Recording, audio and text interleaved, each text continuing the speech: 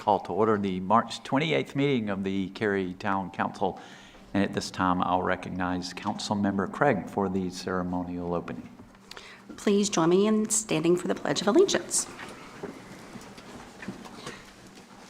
I pledge allegiance to the flag of the United States of America and to the republic for which it stands, one nation, under God, indivisible, with liberty and justice for all. First order of business is to adopt the agenda. Is there a motion to do so? So moved. Second. There's a motion and a second. Discussion. All in favor, please say aye. Aye. Any opposed? Motion carries unanimously. We now move to recognitions, reports, and presentations. And our first presentation is a great one. It's the Citizens Assisting Police Volunteer Hours, and I'm going to invite Ms. Stanton up to the podium to meet me.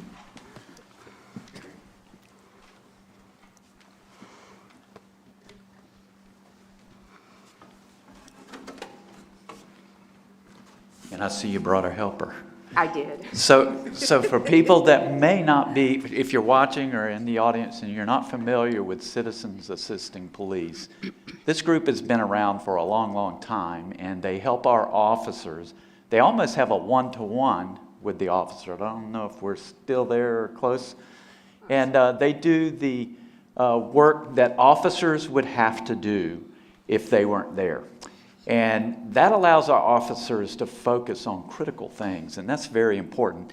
And the cool part is it saves the town and our citizens tons of money. And this is represented in the check they're going to present this evening, and I think you're going to talk about this a little bit. Yeah. All right, all yours. Okay. So this check represents the number of hours that CAP team has volunteered last year, which we had 5,076 hours. Wow. And so we figured that with the starting salary and do a couple other little things in there, and we come up with the total amount that we've saved the town by us volunteering last year. So tonight we would like to present with the town with our check for $140,605.20.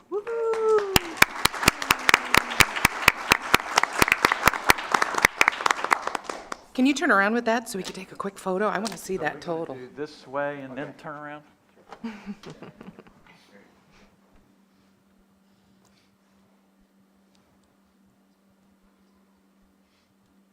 and then we'll turn around this way. That's a big check. In many ways. Wow. Thank you. Thank you. Great. One of our highest checks I think we've had. Wow. Appreciate it very much. Clap, clap, clap, clap. And if we could get our CAP team to be recognized also, get them to stand up.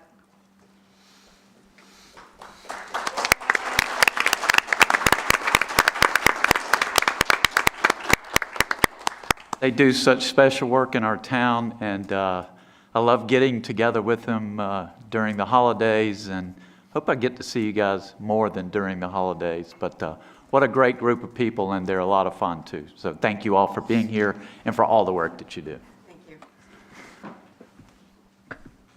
All right. We now go to the third item on our agenda, which is Public Speaks Out. We've included instructions for speaking on this forum on the online and printed agenda. There were 3 opportunities to participate in Public Speaks Out, either through written comments, calling in, or attending here in person tonight. And if you're here in person tonight and would like to speak, I'd ask that you take a seat in the rows to my right that are reserved for you. Public Speaks Out speakers have 3 minutes each for their comments, and speakers may speak on any town-related topic as long as it's not a public hearing. And that works to your advantage because you get more time at a public hearing. The 3-minute time limit will be enforced, not to be rude, but to be fair to all of our speakers. There's a timer on the podium. It'll start off with a green light. When it turns to yellow, that's a reminder that you have 30 seconds left. When it turns to a flashing red light, that's the point I'll interrupt you again, not trying to be rude, but trying to be fair to all of our speakers. I thank everyone in the audience for understanding that this is a business meeting. Please do not applaud or make remarks from your seats or anything else that may distract from the meeting. So now is the time for Public Speaks Out. And first I'm going to call on the clerk to read any written comments and call on any registered speakers. We had no written comments, and we have one registered speaker, Frederick Pearson. Mr. Pearson.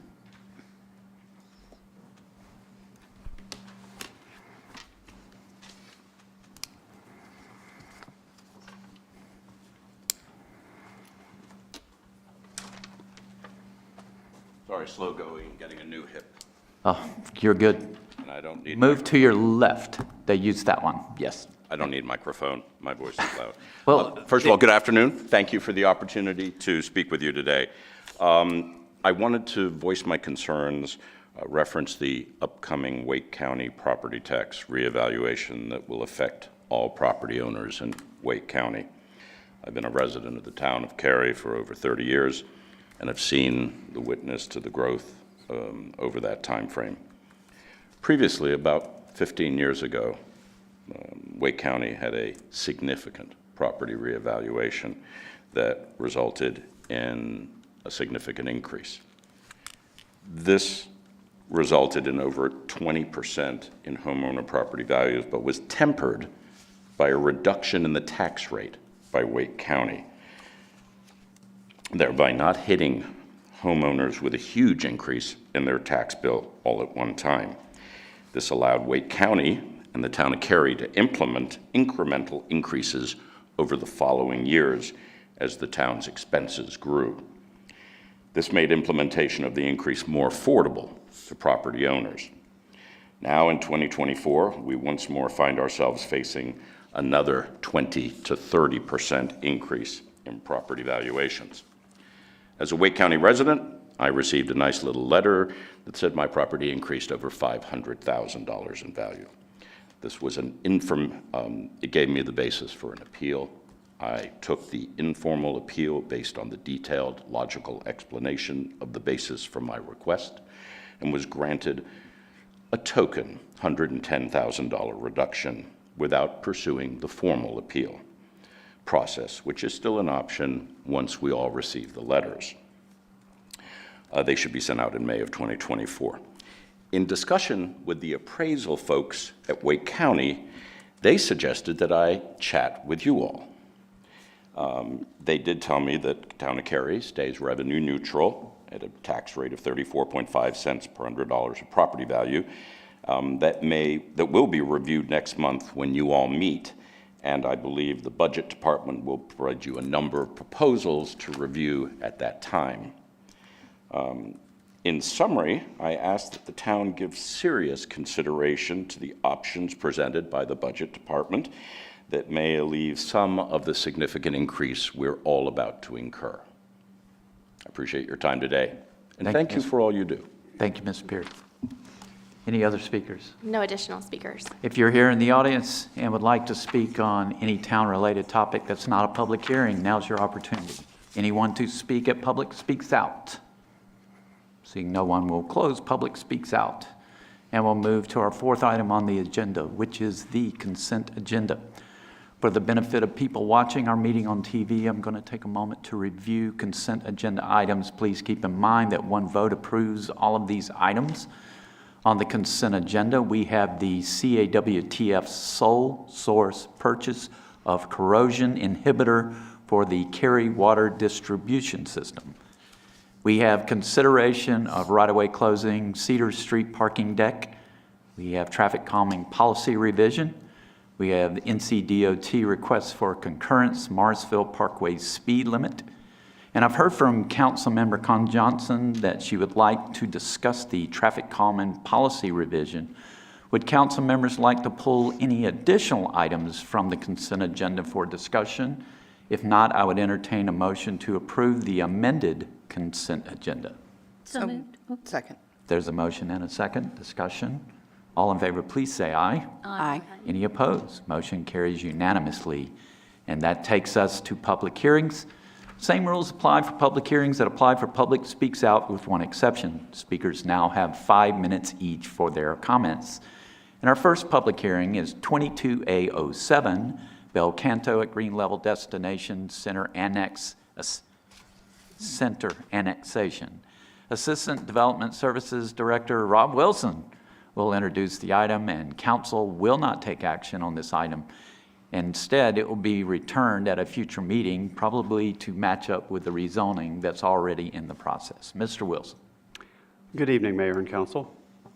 Green Level West 1 Apartments, LLC, and Green Level West 2, LLC, have petitioned for the annexation of two properties comprising a total of 35.3 acres located at 3300 and 3320 Green Level West Road.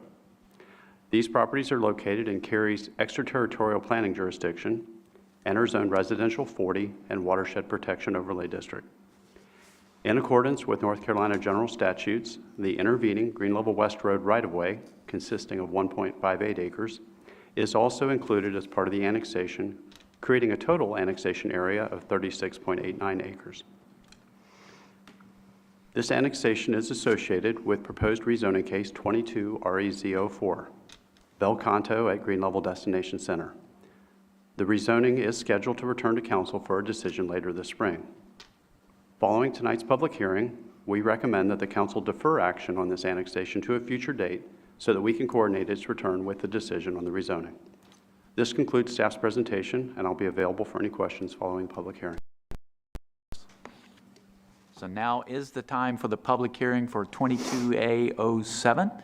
And I'll once again call on our clerk to read us any written comments and call on any registered speakers. No written comments and no registered speakers. If you're here in the audience and would like to speak at this public hearing, now's your opportunity. Anyone to speak at the public hearing for Bel Canto Green Level Destination Center, the annexation? Seeing no one, we'll close the public hearing, open it up to council members for questions or comments. If not, it will come to us at a later date. Thank you. I've got one. Oh, I'm quick sorry. question. It's okay. Where are we on the renaming of the road? The staff is working on stakeholder engagement, and we can bring you some more information on that when this returns to you for a decision. Oh, wonderful. Thank you. But that project is in process. Awesome. Thank you. Good question. I forgot about that. So, Yeah, it just, well, we're calling it Green Level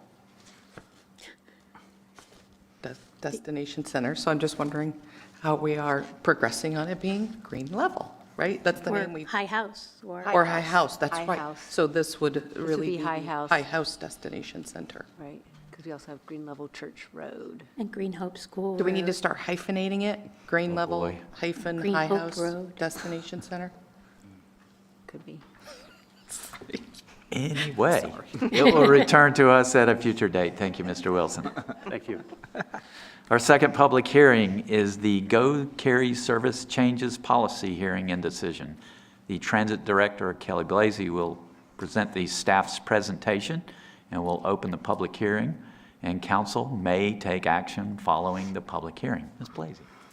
Good evening, Mayor and Council. I am excited to be here this evening to present 3 new Go Cary routes for your consideration after a public hearing. 2 of the routes are funded by Wake Transit, and 1 will need support from the general fund. Policy Statement 172 requires a public hearing before any major Go Cary service change or fare increase. This includes the establishment of new fixed routes, which is why we are here tonight. Once a new route is approved following a public hearing, we can order vehicles and begin work on the infrastructure improvements needed to support that route. So how do we determine when we need a new route? One way is the Wake Bus Plan. This is a multi-year service plan that prioritizes transit investments that align with available Wake Transit funding. The development of the plan is a collaborative effort that includes transit operators, municipalities, and community stakeholders. This process includes a regional service assessment that looks at things like population and employment density, development patterns, activity centers, travel patterns, and socioeconomic characteristics. The most recent update to the Wake Bus Plan resulted in 2 funded service improvements for Go Cary that are scheduled for implementation in FY25. The first route funded in the Wake Bus Plan is a new route that will connect the Cary Depot, North Carolina State University, and the North Carolina State Fairgrounds. This route will begin service with 38 proposed bus stops along North Harrison Avenue, Northeast Maynard Road, Chapel Hill Road, Corporate Center Drive, Trinity Road, and Blue Ridge Road. All stops are planned to include security lighting and will be built to ADA accessibility standards. The service schedule will remain consistent with existing Go Cary service, which is every 30 minutes, Monday through Friday, from 6 a.m. until 10:30 p.m., and hourly on Sundays from 7 a.m. until 9 p.m. The second route funded in the Wake Bus Plan will convert the existing Apex Cary Express from weekday express service to a local route that aligns with the existing Go Cary network. It will provide service to 34 proposed bus stops between the Cary Depot and downtown Apex, along High House Road, Old Apex Road, and North Salem Street. All stops are also planned to include security lighting and will again be built to ADA accessibility standards. The service schedule will also remain consistent with the existing Go Cary service previously mentioned. Construction of the bus stops needed to support both Route 11 and Route 12 is planned to begin this summer and will take about 1 year. Service along these routes is anticipated to begin in spring of 2025. In addition to the 2 routes funded by Wake Transit, staff is proposing a new downtown circulator route that will provide service between the parking deck at Cary Town Hall, downtown Cary Park, and other downtown Cary destinations along Chatham Street. This route is not included in the Wake Bus Plan and will require local funding. Service is anticipated to begin later this spring, with 11 proposed bus stops along Wilkinson Avenue, East Chatham Street, South Walker Street, South Academy Street, and the western part of Chatham Street. This route will initially operate Thursday and Friday from noon until 10 p.m., Saturday from 8 a.m. until 10 p.m., and Sunday from 8 a.m. until 9 p.m. We are continuing to fill in the gaps in our system. This is what the new system map will look like if the new routes are approved. We strongly encourage public participation and comments on proposed service changes. The public was notified of the proposed changes and associated public meetings and comment period through multiple sources. This included social media, newspaper advertisements, and posting on buses and at bus stops. We hosted informational sessions at the Cary Regional Library and Cary Depot, where we received supportive feedback for the proposed changes. Top comments included support for additional connections, new routes that will help alleviate parking downtown, the need to expand service to Western Cary, and requests to keep the service fare-free. There is a mix of funding needed to support the proposed service changes. Routes 11 and 12 are fully supported by the Wake Transit Plan. We have $1.5 million for bus stop construction included in the FY24 capital budget, and we are ready to bid the work for construction to begin in early summer. $1.6 million for a partial year of operations for both routes will be considered as part of the FY25 budget process. The downtown circulator is not currently eligible for funding through the Wake Transit Plan or Federal Transit Administration grants and will require support from the general fund. There is $169,000 included in the FY24 budget to support the operation of new service this spring. A full year of operating cost, estimated at $463,000, will also be considered as part of the FY25 budget process. In accordance with Policy Statement 172, and in addition to the comprehensive public outreach that has occurred to date, a public hearing is required before council approval of any significant service changes. Today's consideration is only for approval of the alignment and proposed bus stops for the new routes. Funding for service in FY25 and beyond will be considered as part of the annual budget process. This concludes my presentation. Following the public hearing, I will be available for questions, and council may consider approval of the service changes. Thank you, Ms. Palazzi. Now it's time for the public hearing for the Go Cary service changes, public hearing and decision. And I'm going to once again call on the town clerk to read any written comments or call on any registered speakers. No written comments and no registered speakers. If you're here in the audience and would like to speak at this public hearing, now is your opportunity. Anyone to speak at this public hearing on the Go Cary changes? Okay, I'll close. Wait, no, Oh, there's I'm sorry, I didn't see you. I apologize.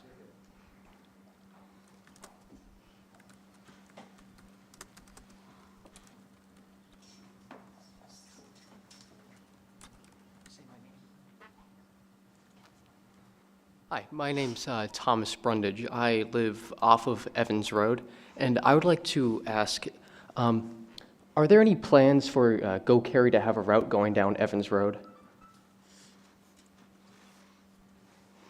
So we don't currently have plans for local service at this time, but we're always taking feedback for future planning. All right, thank you. Anyone else to speak at this public hearing?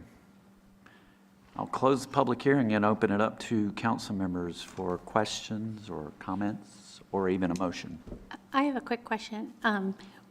How does the new downtown circulator fit in with the vehicles we were supposed to buy, but they weren't ADA compliant? How does that all fit?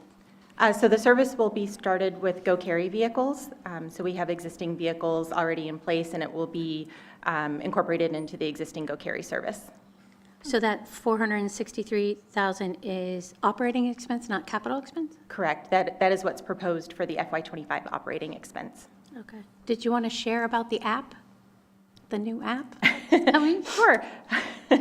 So we have a new Go Cary app that is available in the Apple and Google Play stores that brings back the functionality that we previously had that allows people to see the buses in real time anywhere within our system along our routes and plan their trip through the app. And so that's available today, free to download and free to use. Thank you. Any other questions? Are we ready for a motion? I'll make a motion that we approve the Go Cary service changes as proposed. Second. There's a motion and a second. Discussion? All in favor, please say aye. Aye. Any opposed? Motion carries unanimously. Thank you, Ms. Blasey. We now move to discussion items. Our first discussion item is the Human Relations Inclusions and Diversity Task Force becoming a Cary Advisory Board. And I'm going to start with my comments and going to hopefully save the meat of this recognition for Councilmember Bush, since she started this discussion years ago, I'm pretty sure. And I'll just give the history that really kind of kicked it off. So back in 2022 or 2021, I can't remember. 2020. 2020, I know I did the Obama Pledge, which kicked off a whole series of actions, and part of those actions was to create an advisory board. And then the following spring, Laurie Bush and I and someone else, I cannot remember, interviewed all the candidates for this task force. And I'll have to tell you that I have never interviewed a group of people that were so talented. And at the end of it, we were supposed to come up with a short group of people, and we got on the call. All of them got off the call, and it's Laurie and I. I'm like, I got no one to cut. They're all good. And we decided to keep them all. And they haven't disappointed us. They've been in operation for over a year and a half, and they are amazing. And they have done great work, and I think they will do fantastic as a permanent advisory board. They're providing a wealth of information. And I don't want to go into that because I want to save that for Laurie and let her talk about all the good things they're doing. Well, thank you. I think, Mayor, one of the great things about Cary that we talk about all the time is that, you know, in the town of Cary, we have more than 65 nationalities represented. We have, you know, a wide variety of folks from different age groups and genders and gender identities and alignment to various religions, and we celebrate that quite openly. And I thought it would be, and for those of you who remember, it was right after the Black Lives Matter movement, right after the death of George Floyd, that I thought, you know, we need to be more open with how we embrace our diversity and ensure that folks in Cary feel heard. And I think that was the most important point, because we care about each other, and making sure that the rest of our citizens know how deeply we care was important. So the idea or the mission of the task force when it was first discussed was to, in 2020, so that's how long it's been since that came about, was to get a group of people from all walks of life and all types of genders, race, religions to come together and give us feedback. Give us recommendations. How are we doing? Tell us what we could be doing better. And this group has done an amazing job far beyond what I could have ever imagined. We've had feedback on our Pride proclamations and our Pride celebrations. We've had feedback on our ADA compliance. We've had feedback on how we move forward with outreach and communication, making sure that we do it. We already did it in multiple languages, but making sure we really tapped into what languages we needed. We've even had people give us feedback about the way some of our events are laid out to make them more available to people with varying abilities. And I think that that is the brunt of just the beginning, basically, of what they've given us is made a huge difference. And we hear one of the most interesting ideas they had was that the downtown Cary Park folks on their badges should put not just maybe their pronouns, but what languages they speak. And where, if you go to Disney, right, they'll say where they come from. Yeah. And it makes somebody feel comfortable about the fact that, wow, you're from where I came from. So those types of ideas are really important. And this group, I think, it was a task force at first, as many of these start as, and I think making them a permanent part of our boards and commission is important. Questions, comments from the rest of the council? Or are we ready for a motion? I'll make a motion that we move the Human Relations, Inclusion, and Diversity Task Force to become a permanent Cary Advisory Board. Do we have a second? I'll second that. Okay. Further discussion? All in favor, please say aye. Aye. Any opposed? Motion carries unanimously. And we have another permanent board. Thank you, Laurie. Wonderful. I mean, Ms. Bush, sorry. Our next item was removed from our consent for discussion. It's the traffic calming policy revision, and Deputy Town Manager Russ Overton will present the item, and council may take action. Mr. Overton. Thank you, Mayor. Good evening, Mayor and Council. Tonight I have some good news to share for citizens that may wish to have traffic calming devices in their neighborhoods, but may not have had the means to help fund them in the past. Policy revision to Policy Statement 123, our traffic calming program. So what is traffic calming? I thought it appropriate to give the Institute of Transportation Engineers definition that defines traffic calming as a combination of measures that reduce the negative effects of motor vehicle use, alter driver behavior, and improve conditions for non-motorized street users. Traffic calming consists of physical design and other measures put in place on existing roads to reduce vehicle speeds and improve safety for pedestrians and cyclists. In Cary terms, traffic calming seeks to enhance the quality of life of our citizens. Examples included in these pictures include speed humps, neighborhood traffic circles, medians, and even on-street parking. And here's a couple of other pictures. We started traffic calming devices in neighborhoods as a pilot program back in 1999. I believe it was in the Kildare Farms neighborhood at the time.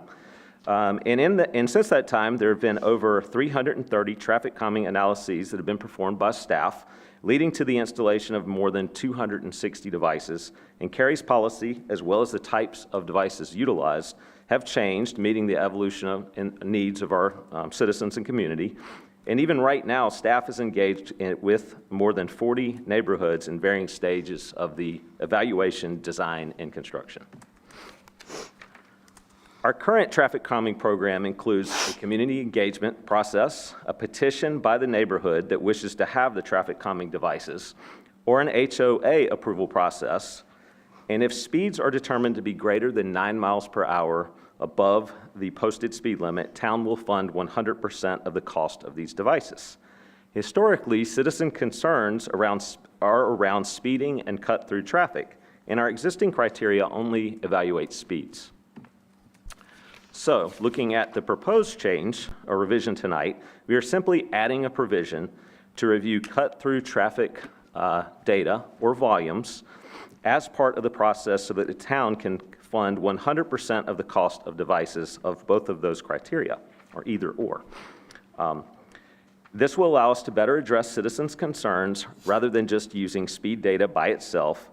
And through this, we use our own volume data, and we also use third-party connected vehicle data that's kind of new to the town, so that we can review and quantify cut-through traffic data within a neighborhood. So, with that, staff recommends that council adopt Policy Statement 124 as amended to include traffic volume criteria to our study and evaluation process. That concludes my presentation. Happy to answer any questions. Thank you, Mr. Overton. This was pulled, and very wisely so, from Ms. Con Johnson, who thought that this should get some daylight in the public and people should know about this. So I'll turn it over to you for additional comments. Yeah, what I wanted to share is that, I think folks know that I'm a longtime downtown resident. So a lot of folks do share concerns they have with me about, and it's equal parts, I think, concerns about pedestrian safety as well as challenges with getting around, that it's not quite as simple to zip through downtown as it used to be. That's for sure.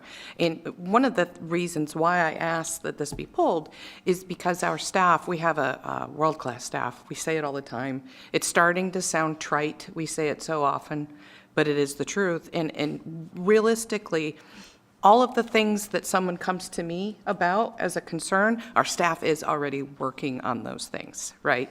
So that for that reason, I wanted to make sure that, anytime I see a consent agenda with any of this kind of information on here, I'm going to be an ongoing nuisance and ask that it be pulled for discussion.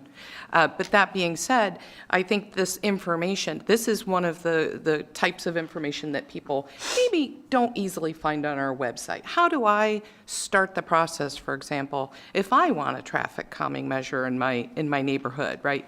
Where is step one, or what does that overall process look like? So that was the main reason why I just was dying to get you to stand in front of everybody and present on this. No, and thank you. And I should add, if anyone wants to start, aside from reaching out to any of you, you can call 311. I'd also mentioned that Lori brought this to our attention as trying to look and evaluate different ways of making it more available to folks. So thanks for doing that. Wonderful. Yeah. And I appreciate it. That you definitely did exactly what I asked. So thank you for giving me what I wanted. I love that, I know. It's so awesome. To quote Jennifer. Our staff does that. I love that you are looking at new technologies and, kind of like changing and rethinking the way we do business based on the information that we can gather through new opportunities. So this is fantastic. We'll see where that goes. It's new, Yeah, it's I available, love it. it's kind of interesting. Yeah. Mayor, I don't want to be Debbie Downer, Oh, no. That'd be down. but I just want to remind everybody that there still are certain criteria that if we feel traffic calming, if the citizens want it, but if we feel like it's going to create traffic problems, that we say no. Right. And also, too, recommending, I think this is a great idea. The cost portion was certainly not an important component to the staff, but not every neighbor is for this in these neighborhoods. And so having there be a financial component at least created some sort of determination of knowing for sure that they wanted it. Okay, so when you remove that, we're still going to have to try to find other ways to make sure, now that there's not that lever, that this is widely supported within the neighborhood. Otherwise, we're going to end up facilitating some disagreements. And so, every neighborhood's a little bit different. Yeah. So I just wanted to, it's not a reason not to do it. This is still really good, especially in the area that we're looking at, where there's going to be a lot more uniformity of thought. But in some of the other areas, as you get out of the downtown core, it's much more mixed. It really is. So in the past, we've had that 70%, where 70% of the influence area needs to say yes. Can you talk about how that's applied here with the new standards? Okay. Yeah. Backwards. There was going to be no change to that. I didn't include it 70%, but in the community acceptance, the petition remains at 70%. Okay, so they still have to do Yes. that? Yes. Okay. It's just that now some of that there was a financial component. Yeah, I know. When The you financial component would really help, but I get that. When you remove that. Okay. It was really, if you had a neighborhood that had a speeding problem, it was 100%. If you had a neighborhood that had a cut-through problem, they still had to fund 25%. Yeah. So this change does, thank you, point out that, yes, we are going to take that on as 100%, but it looks at cut-through volume, and if that's something that can be reduced, then we'll take on that cost. Yeah. Right, and part of this came up because as the downtown park and the traffic coming into downtown has increased, people are using various methods for different types of cut-throughs, right, than they did before, because it was fine to drive right through downtown, and now it's not. And many of those areas inside the Maynard Loop are lower wealth communities. So some of these changes to add in these traffic calming, you know, you're talking 10, 20, I mean, one of the ones I saw was almost $90,000 cost, and you split that up just on that part, that's a significant cost for some of these homes that just cannot afford it. But we did waive it if we felt Only, like. not for cut-through, only for speeding. Not for cut-through, only for speeding. Only for speeding. Yeah. Right. Yeah. I mean, I think the cut-through issue is tricky, because if you have a street that has a lot of cars going down it that aren't from there, then you're kind of like, hey, what are you doing on my road? On the flip side, they're the citizens' roads, right? Yep, They're public absolutely. roads. So, you know, we don't want everybody going down just one avenue. Right. Because that's just going to, you know, bottleneck. So it's a careful balance. I mean, I think that we Each have one's to think different. through this very carefully. It has changed over time. It'll change again, and if we need to, we'll bring it back to you.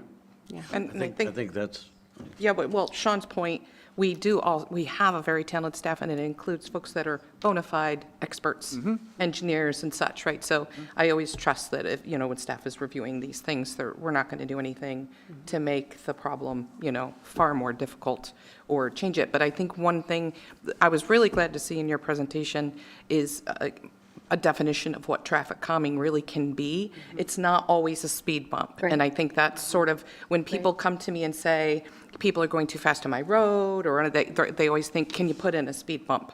And there's just, or hump, or whatever I'm supposed to call it. I'm sure there's an acronym I should be using that I don't know. But I Wow. appreciate that you explain that there's just a lot of different ways, because I'm learning that as a member of council, that there's a lot more in the toolbox than just putting in a speed bump. Yeah. right. I remember in the mid-'90s when we were starting to deal with this, and we've had, you know, our first, I don't know if it was our very first, but Seabrook Ave, you know, which was controversial because it was a main thoroughfare. But back then, we had something called the Cary Town Mall, and everybody was cutting through Seabrook, and it was a real problem. And the first speed humps we put into steep. So Right. we had a lot of, Scraping. Scraping? yeah, we had a lot of broken cars. And, but what I've always loved about the program is we've stayed engaged with it evolving and learning from it. We didn't shy away from it. We had some speeding problems, we had some cut through. And then in recent years, it isn't just downtown, but in recent years, some of the outlying developments and neighborhoods we have are, you know, with the advent of technology, everybody's getting a cut through. So, you know, all of a sudden, you know, a 1 in 64 is backed up, and all of a sudden everybody's cutting through the Highlands and Lockmere. You know, they're finding other ways, and a lot of those major arteries were over in my district, so we had a lot of cut-throughs, and I'm so glad to see, you know, that finally addressed. You know, you're right, it is a public road, anybody can use it, but we don't always have to make it so damn convenient. And I don't know if you can, but on 23, Chris, on your what is traffic calming, I don't know if you can put that one back up on 23, but one of the things I got a kick out of looking at that one Is that the Rosetta? is I was working in Mobile at the time, and the popular traffic calming was the one on the left without the signs and without the tree. And the problem is everybody in Mobile owned a big-ass pickup, and they would just drive through it. So one of the things that they were debating while I was working there, I got fun watching their council, was they weren't working. Because people just ignored them. They said, it's my right to drive straight, and they just drove right straight through them. So I like the fact that they're making them a little bit smarter, and I got a kick out of seeing the signs and the trees and making them a little bit more. And I know we have some behind St. Michael's now been very helpful. Oh, So, what do you think? I'm excited to see it evolve. I don't think it'll be done. The lesson I learned is, as loud as the complaints were over the years, I was surprised how many did not want it addressed. And so this is the classic Hatfield and McCoy's, within your own neighborhood. So we've developed over the years between the surveys and the petitions and all that, and I just think we have to keep watching that so we don't, we make sure that we're dealing with the problem and not the loudest noise or the squeakiest wheel, if that makes sense. Well, it's usually pretty effective when a lot of these go away because we show them the data that it's always someone else that's cutting through. No, it's your neighbors. You know who's speeding? Your neighbors. Well, that it's like, happened oh. on And Lockman Drive. another problem with it With is- Lockman Drive was, Your teenager. and the person who leads it usually needs to have the device put it right in front of their house because there is noise associated with them. There is. And that's another downside to them. And so if that makes sense Yeah. from a traffic perspective. glad you pulled yeah, it for yeah. discussion, because it's a Yeah, fun, it is. it's a fun one that people ought to know that we're paying attention. Mayor, last thing I want to say, I want to give the council credit, this council and all the previous councils. It's remarkable to me that Cary, the size that it is, and it has not politicized traffic control decisions. And so I'll ask all of you, think of yourself driving other communities and you're driving on a 4-lane cross-section and it's posted 35 miles an hour. And you're just like, well, this feels really slow because it's supposed to be 45 miles an hour. But they made the decision to lower it. Or there's some communities where you stop at a stop sign, kind of comes out of nowhere. That's all politics. And Cary follows the science. Those are, not only are those bad ideas, bad policy, but oftentimes it's dangerous. And we're never under any pressure. I can't tell you how many bad stop signs I've put up in my career because I had to. And not being under the pressure to do that here is a real credit because overall it makes the system work. And so I know we all appreciate it. David, every time he sees me, he's like, so glad. You don't have any political stop signs. Any other comments? Yeah. You want to make a motion? I'd like to make a motion for us to adopt policy statement 124, traffic calming program. I'll second that. Motion and a second. Discussion. All in favor, please say aye. Aye. Any opposed? Motion carries unanimously. And that concludes the regular agenda, and now the council will go into closed session. Would someone like to read a motion? Pursuant to GS 143-318-11A, 1 and 3, I move that we hold a closed session to consult with attorneys employed by and or retained by the town in order to preserve the attorney-client privilege for the town and prevent the disclosure of information that is made privileged or confidential pursuant to the laws of the state or not considered a public record within the meaning of Chapter 132 of the general statutes. There's a motion. Is there a second? Second. Second. Discussion. All in favor, please say aye. Aye.